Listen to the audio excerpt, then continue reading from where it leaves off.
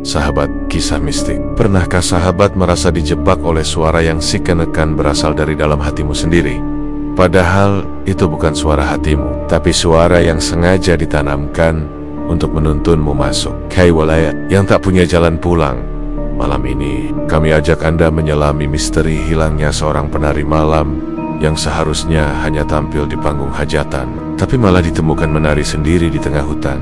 Tanpa musik, tanpa penonton, tanpa sadar, dan tanpa bisa kembali di sebuah desa pegunungan di Jawa Timur. Kisah tentang tarian yang memikat jin dan seorang wanita yang dijebak untuk menjadi milik mereka. Selamat datang di kisah Menari di Hutan Tanpa Jalan Pulang.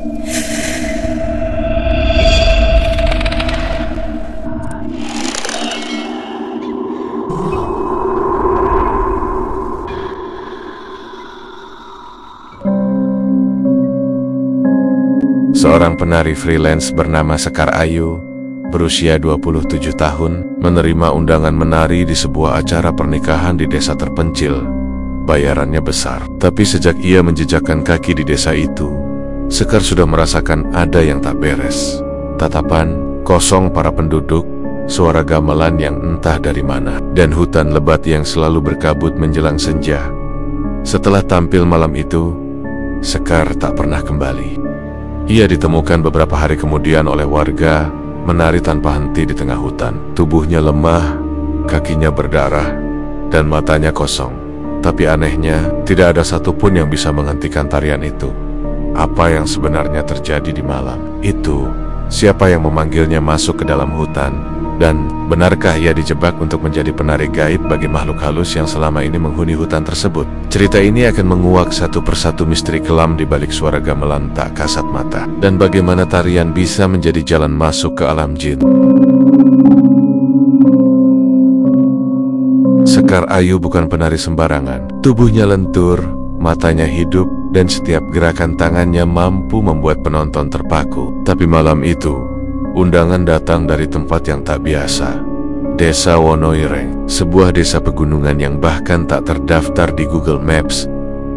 Yang menghubungi Sekar adalah seorang lelaki tua lewat pesan WhatsApp, memperkenalkan diri sebagai Mbah Samir, koordinator acara adat pernikahan. Nada bicaranya sopan, berwibawa, dan tawaran bayarannya 2 kali lipat dari biasanya. Jemputan akan menunggu di pertigaan Pasar Wulingi jam 5 sore. Pesan terakhir dari Mbah Samir dan Bana. Sebuah mobil pickup tua menjemputnya. Dikemudikan lelaki dengan tatapan kosong dan bau dupa menyengat. Sekar mulai merasa tidak nyaman, tapi ia mencoba menepis rasa itu. Di dalam mobil, Sekar mendengar suara gamelan lembut dari kejauhan, seperti berasal dari langit atau mungkin dari balik bukit. Ia bertanya, "Itu suara dari mana, Pak?" Sopir hanya menjawab lirih, "Sudah mulai disambut." Seketika, bulu kuduk Sekar meremang. Mobil pickup tua itu menggerung berat, menanjak jalur hutan yang kian menyempit. Di kiri kanannya, pohon-pohon besar menjulang seperti gerbang menuju dunia lain. Sekar Ayu duduk di kursi samping, menggenggam tas riasnya erat-erat. Sepanjang perjalanan, ia mendengar suara gamelan samar, lembut tapi seolah memanggilnya. "Pak, suara itu dari mana ya?" Tanyanya lagi, kali ini agak gugup sang sopir. Lelaki tua berkulit keriput dan mata sayu itu hanya menjawab dengan kalimat yang terasa tidak nyaman didengar. "Yang mengundangmu sudah menanti dari dulu." Sekar bergidik. Ia menoleh ke jendela. Senja mulai jatuh. Tapi anehnya, kabut tipis sudah turun, membungkus jalan tanah merah yang baru saja dilewati. Seperti tak ingin Sekar bisa kembali. Wonoireng bukan desa biasa. Ia lebih mirip bayangan desa. Rumah-rumah panggung kayu berjajar rapi, tapi hampir tak ada lampu. Penduduknya berpakaian layaknya orang zaman dulu. Sekar memperhatikan bagaimana mereka hanya diam saat ia turun dari mobil, hanya menatap dengan mata kosong. Namun mulut mereka komat kemet, seperti membaca sesuatu. "Ini tempatnya?" Sekar menelan ludah. Mbah Samir sang panitia yang mengundangnya belum terlihat. Tiba-tiba seorang wanita tua datang membawanya ke rumah panggung kayu. "Tunggu di dalam rias dulu, tariannya habis isya. Jangan keluar sebelum dipanggil," katanya datar. Sekar masuk. Di dalam ada meja rias dan pakaian tari khas Jawa yang sangat mewah tapi tampak sangat tua. Seolah dari zaman kerajaan, ia mengenakannya. Dan saat menatap pantulan dirinya di cermin kayu itu, Sekar merasa seseorang berdiri di belakangnya. Tapi saat ia menoleh tak ada siapapun, hanya cermin itu yang tiba-tiba buram, seperti tertutup embun dari dalam. Pukul 8:15. Seorang pemuda berbusana adat mengetuk pintu. "Mbak Sekar, sudah waktunya." Tapi betapa kagetnya ia, panggung yang ia bayangkan sebagai pelaminan ternyata adalah lapangan kosong di tengah sawah. Diterangi ober-ober dan dikelilingi warga desa yang berdiri melingkar dalam diam. Tak ada tenda, tak ada pengantin, tak ada kursi, tapi gamelan terdengar nyaring.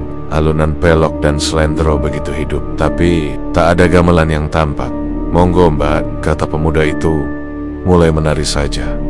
Iringannya sudah ada. Sekar nyaris mundur, tapi sesuatu mendorongnya dari dalam, entah itu ambisi, penasaran, atau suara gaib yang memaksa. Ia mulai menari, dan saat kakinya menginjak tanah lapang itu, Sekar merasa tubuhnya ringan. Gerakannya bukan miliknya lagi. Ia seperti dituntun, digiring, bahkan didikte. Penonton diam, tapi mata mereka tak berkedip. Malam semakin larut, dan Sekar tak sadar, panggungnya kini bukan di tengah sawah, tapi di bawah pohon besar. Gelap, hutan, ia terus menari. Langkah kakinya membawa dia lebih jauh ke dalam gelap. Ia tidak tahu kenapa ia terus bergerak, terus menari, hingga pepohonan mengurung dari segala arah. Suara gamelan kini hanya terdengar dalam kepalanya, tapi keras, sangat keras, seolah otaknya dijadikan ruang pertunjukan. Ia ingin berhenti, tapi tubuhnya tidak patuh. Napasnya sudah ngos-ngosan, kakinya lecet, tapi tarian itu terus berjalan. Lalu terdengar suara perempuan, cantik sekali. "Akhirnya kami menemukanmu lagi." Sekar menoleh. Di hadapan ia berdiri 3 wanita berpakaian penari zaman Mataram. Mata mereka hitam, kulit mereka pucat, tapi senyum mereka tak bergerak, sialah terlukis di wajah. "Dulu kami juga seperti kamu, menari karena panggilan, tapi tak pernah bisa pulang." Hari berganti. Sekar tidak pernah kembali ke desa. Warga yang menyadari ia hilang melapor ke polisi. Tapi saat petugas dan warga mencari, mereka hanya menemukan sepatu tari milik Sekar tergantung di dahan pohon, dan jejak kaki menari di tanah hutan, memutar tak berujung. 3 hari kemudian, seorang pemburu melihat sosok perempuan menari di antara kabut. Tubuhnya kurus, kakinya berdarah, rambutnya acak-acakan. Tapi ia tetap menari dengan irama yang hanya bisa ia dengar sendiri. Warga desa yang mengenalnya langsung pucat pasi. "Itu Sekar." Tapi lihat matanya kosong. Pandangannya seperti melihat dimensi lain. Saat warga mencoba mendekat, Sekar menoleh, dan tiba-tiba tubuhnya menghilang seperti asap. Sejak saat itu, setiap malam Jumat Kliwon, suara gamelan terdengar lagi dari arah hutan. Dan jika kau cukup nekat untuk masuk, kadang kau bisa melihat bayangan penari wanita. Tubuhnya miring ke kiri, menari tanpa lelah, menari tanpa pulang. 4 hari setelah Sekar dinyatakan hilang, seorang pria paruhbaya datang ke balai desa Wonoireng. Namanya Pak Masrukin, bekas dalang dan sesepuh tari Jawa yang dulu pernah tinggal di desa ini sebelum pindah ke Banyuwangi. Ia membawa kabar buruk. Sekar bukan yang pertama, katanya, menggebrak meja kayu di depan kepala dusun. Dulu ada penari lain, namanya Lestari, juga diundang untuk menari malam Jumat Pahing. Bayarannya besar, tapi tidak pernah pulang. Tubuhnya tak ditemukan, hanya sanggul dan selendang. Pak Masrukin bercerita dengan suara bergetar, "Waktu itu saya masih muda. Saya tahu siapa yang mengundang Lestari. Mereka bukan manusia, mereka jin penunggu hutan. Dulu para dukun sering membuat perjanjian seni, menukar penari dengan kekuatan pesugihan. Jin-jin itu suka dengan keindahan gerakan, suara, gamelan, dan wanita muda." Kepala dusun Wonoireng menunduk. Ia tahu cerita itu bukan isapan jempol. Mereka hanya berharap satu hal, semoga Sekar masih bisa diselamatkan. Tapi siapa yang bisa menariknya kembali dari panggung gaib? Di hari ke-7, seorang santri muda bernama Danu yang sedang ziarah ke makam leluhurnya di kaki hutan Wonoireng melihat sesuatu yang tak bisa dilupakan seumur hidup. Malam itu, ia mendengar suara gamelan lirih dari tengah hutan. Suara itu mengalun seperti merayunya masuk. Tapi karena terbiasa mengaji dan wirid, Danu membaca ayat kursi dan terus menyebut nama Allah. Namun, saat ia berbalik hendak pergi, bayangan perempuan berselendang merah melintas di antara kabut, menari berputar, tubuhnya kurus, rambutnya menjuntai, tapi wajahnya bukan wajah Sekar. Wajah itu keriput, matanya gelap, bibirnya sobek seperti luka lama, namun tubuhnya lentur seperti penari muda. Ia menari di atas tanah yang seperti berdenyut, seolah hidup. Danu jatuh terduduk, tak bisa lari. Tapi ia terus membaca ayat suci. Tubuhnya kaku, tapi pikirannya fokus. Perempuan itu berhenti menari, menoleh, dan berbisik, "Tolong, bebaskan kami. Kami hanya menari karena dijebak. Waktu kami di sini tidak berjalan. Kami tidak tua, tapi kami tidak pernah mati." Saat Danu membuka mata, perempuan itu sudah lenyap, dan Danu merasa ada bekas telapak kaki basah di sebelahnya. Tapi bekas itu bukan kaki manusia, lebih panjang, dan jari-jarinya 7. Danu kembali ke pesantrennya di Blitar, tapi pikirannya terus dihantui tarian itu. Ia mulai menyelidiki arsip-arsip lama, cerita rakyat, dan kisah-kisah pesugihan di Wonoireng. Dari situ ia menemukan naskah kuno, aji sesaji Sekar Jagat, mantra, pemanggil penari dari kalangan jin. Dalam naskah itu tertulis, barang siapa menyajikan perempuan bersih belum menikah, susi tubuhnya untuk menari di panggung kosong dengan iringan gamelan gaib, maka para roh penjaga kesenian gaib akan datang. Jika mereka senang, desa akan makmur. Tapi jika tarian itu terhenti sebelum waktu, penarinya jadi tumbal selamanya. Danu sadar ini bukan hanya soal Sekar, tapi soal kutukan lama yang diwariskan dari generasi ke generasi. Ia pun memutuskan kembali ke Wonoireng. Kali ini bukan sebagai pengamat, tapi sebagai orang yang akan menghentikan panggung gaib itu. Malam Jumat Kliwon berikutnya, Danu masuk ke hutan sendirian, membawa sajadah, Al-Quran kecil, dan secarik doa yang ia dapat dari kiai pesantrennya. Doa pemutus, perjanjian gaib. Jika suara gamelan itu memanggilmu, jangan ikut iramanya, tapi lawan dengan zikir, pesan sang kiai. Danu melangkah, dan benar saja, tak sampai setengah jam, ia sudah mendengar gamelan mengalun dari arah yang tak terdeteksi. Kabut turun, angin berhenti, waktu seolah membeku, dan di depannya Sekar. Muncul tubuhnya lemah, matanya kosong, tapi tubuhnya tetap menari dengan teratur. Di belakang Sekar tampak sosok-sosok penari wanita lain, lebih tua, lebih rusak wajahnya. Semuanya menari dalam lingkaran tak berujung. Danu membaca zikir karus-karas. Tiba-tiba, langit menggelap, angin kencang, kabut berubah seperti tangan besar yang mencengkramnya. Suara gamelan berubah jadi jeritan. Suara perempuan menangis. "Jangan putuskan tarian kami.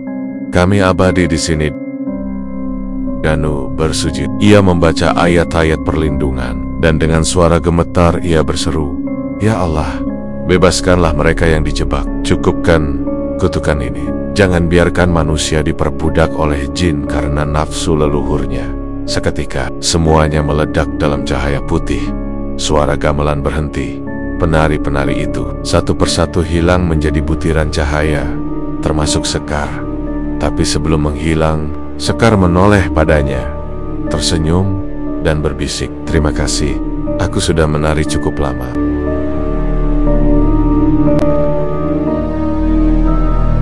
3 bulan berlalu sejak Sekar Ayu dibebaskan. Kehidupan di desa Wonoireng kembali normal. Tapi tidak jauh dari sana, di lereng barat Gunung Kelut, terdapat sebuah desa kecil bernama Petung Alas. Desa yang dahulu dikenal sebagai pusat pertunjukan wayang dan tarian tradisional kerajaan. Namun, sejak tragedi kebakaran panggung pada tahun 1997, desa itu mati suri. Tak ada lagi pertunjukan, hanya mitos, kabut, dan desas-desus bahwa setiap bulan Suro, panggung itu kembali berdiri sendiri. Kabar mulai menyebar. Seorang anak muda melihat bayangan penari di antara puing-puing panggung lama.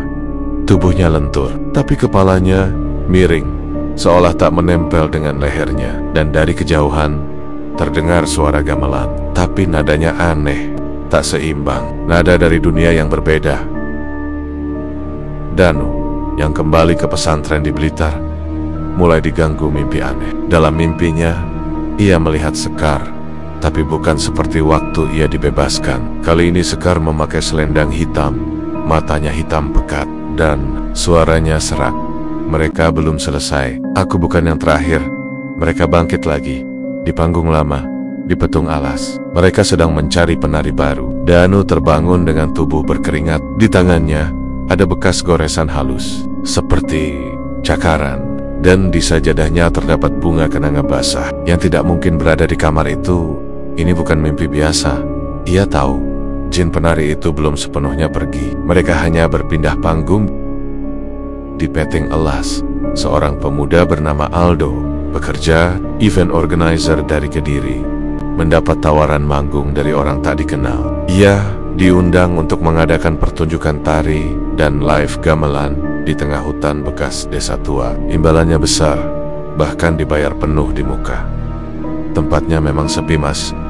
Tapi klien kami bilang, itu bagian dari konsep spiritual Jawa, kata sang penghubung. Pria muda berbaju batik dan bau menyan menyengat. Aldo tertarik. Ia mengajak tim kecil dan beberapa penari freelance. Salah satunya Tika, gadis 24 tahun, lembut dan religius. Tika hampir menolak saat tahu acaranya akan digelar di panggung tua petung alas. Tapi ada suara lain yang membisikkan dalam tidurnya. Datanglah, ini bukan sekadar tari. Ini panggilan dari tubuh-tubuh yang belum selesai menari. Dan malam itu, Tika setuju ikut. Hari pertunjukan tiba. Anehnya, saat tim Aldo datang ke lokasi yang hanya berupa tanah lapang, mereka menemukan panggung kayu kuno sudah berdiri, lengkap dengan tirai merah dan tempat gamelan.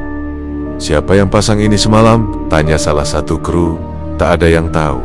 Namun anehnya, semua alat gamelan sudah tersusun rapi.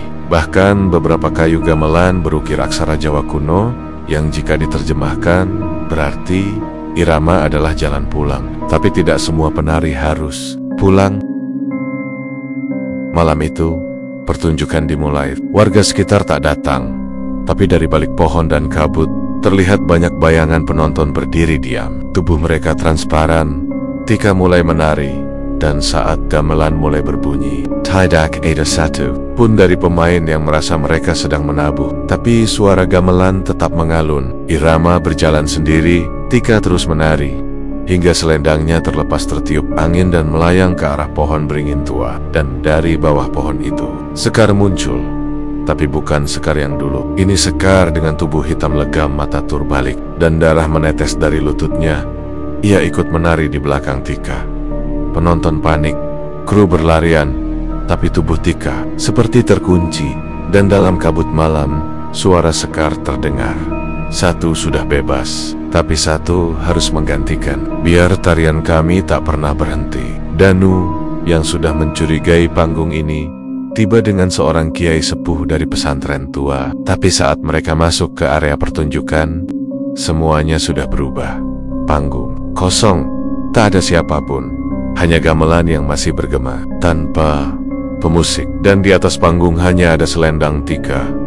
Bekas tarian terlihat jelas di tanah. Lingkaran tak berujung. Irama langkah kaki mengukir tanah seperti mantra.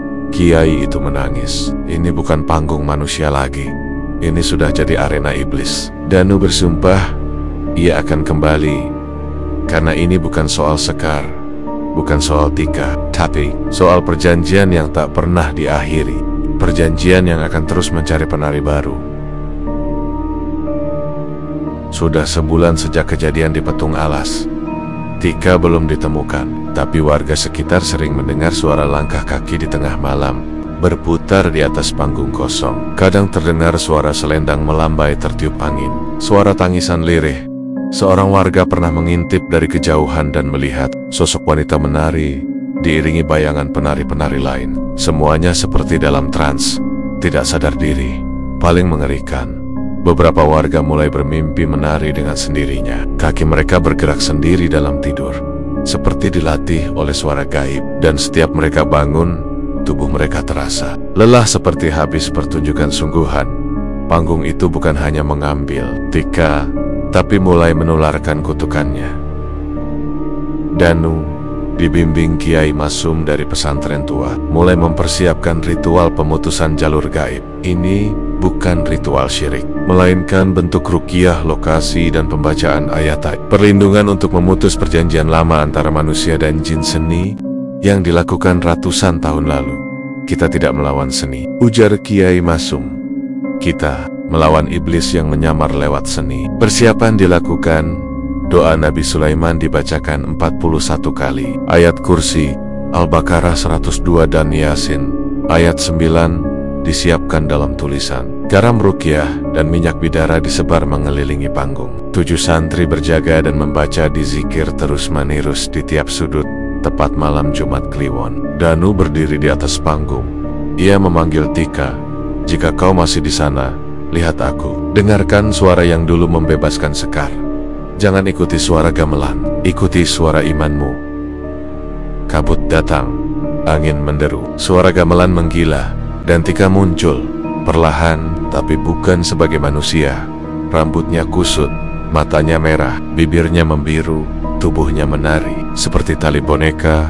Danu melangkah maju, membacakan doa Nabi Ibrahim, Wajanubni, Wabaniya, An-Nabudal, Ashna Ama. Ya Allah, jauhkan aku dan keturunanku dari menyembah berhala. Tika menjerit, tapi tubuhnya tetap menari. Tangannya mencoba mencakar wajahnya sendiri. Suara Sekar terdengar. Dia masih bisa pulang, tapi satu lagi harus menggantikan. Kau tidak bisa menutup panggung ini tanpa tumbal baru. Kiai Masum berteriak, Danu, pilih. Kau akan biarkan dia tertinggal, atau kau gantikan tempatnya. Danu gemetar, ia melihat Tika menangis. Matanya seolah meminta maaf, seolah berkata, jangan selamatkan aku, biarkan aku menggantikan yang lain. Tapi Danu berdiri tegak. Tidak, aku tidak menyerahkan satu pun jiwa lagi. Jin kalian tidak berhak atas satu manusia pun. Suara gemuruh terdengar, tanah bergetar, kabut meledak. Bayangan penari menjerit keras. Suara gamelan meletus seperti gong dihantam petir.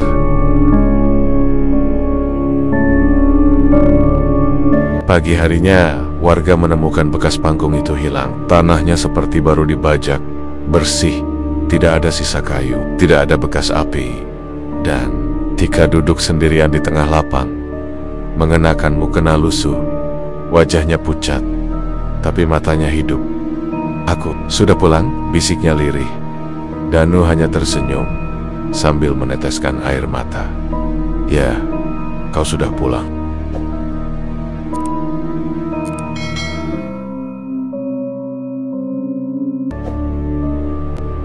Sahabat, kisah mistik. Seni bisa menjadi jalan mendekat pada Allah, tapi seni juga bisa menjadi celah untuk iblis masuk. Jika kita menyentuhnya tanpa niat yang bersih. Tika akhirnya pulang. Tapi berapa banyak panggang-panggang tua lain di negeri ini yang dibangun dari darah, janji, dan tumbak. Dan berapa banyak jiwa seniman, penari, pemusik yang tak sadar bahwa mereka sedang tampil bukan untuk manusia, tapi untuk makhluk yang tak pernah bertepuk tangan. Jaga niatmu, jaga tubuhmu. Jangan menari di panggung yang tidak kau ketahui siapa penontonnya, karena bisa jadi itu adalah panggung terakhirmu. Wassalamualaikum warahmatullahi wabarakatuh.